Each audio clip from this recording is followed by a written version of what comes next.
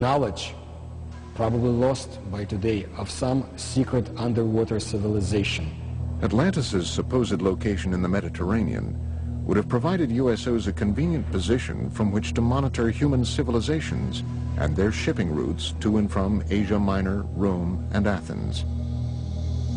The Mediterranean was the cradle of ancient civilization. The Phoenician traders traveled back and forth between the Middle East and Greece across the Mediterranean. If there were a culture of either aliens or original inhabitants of planet Earth who wanted to seed the planet, to seed humanity with myth, the Mediterranean is a natural base for them to set up an underwater facility.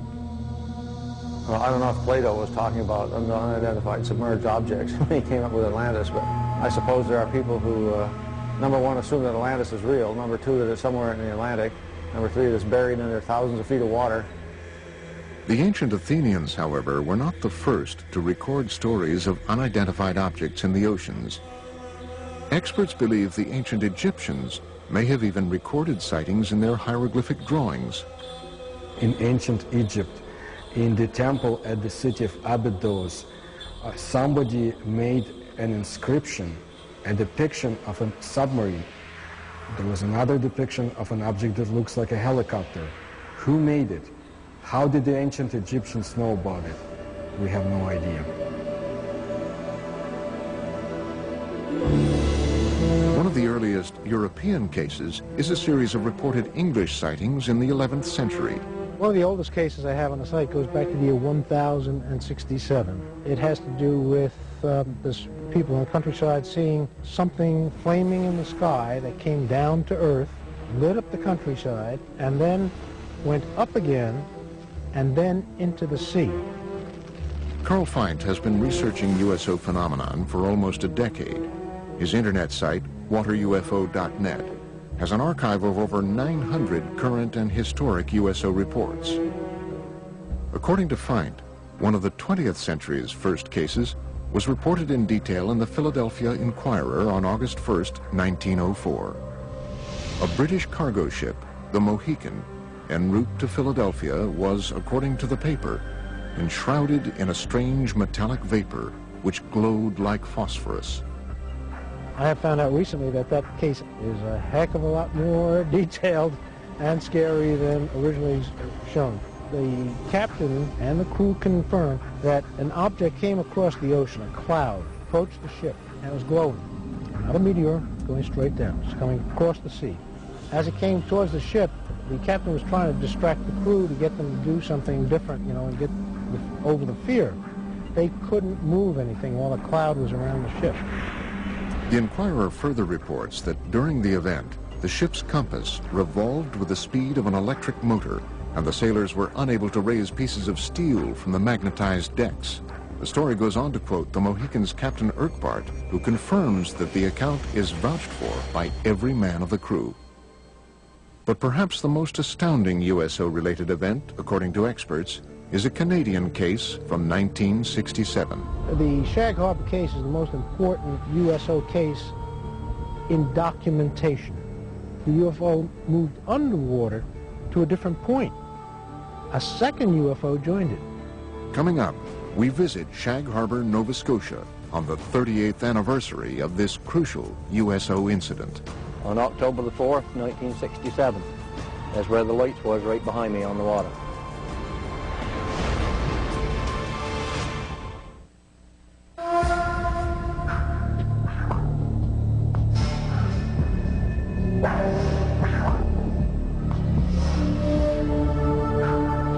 Years ago today, October 4th, 1967, approximately 20 after 11 in the evening, something happened in Shag Harbor that became quite memorable in later years.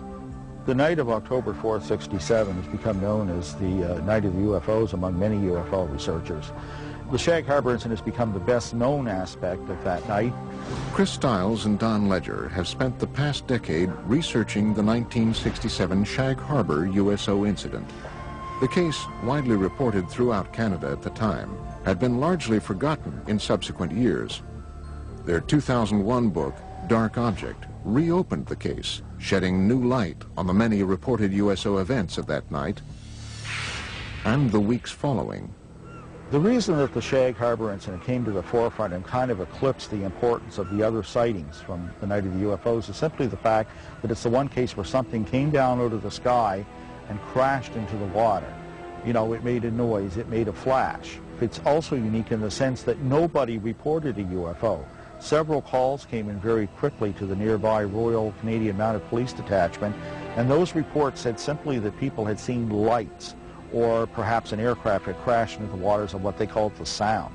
The interest and the concern was totally for the possibility of survivors. Nobody reported a UFO.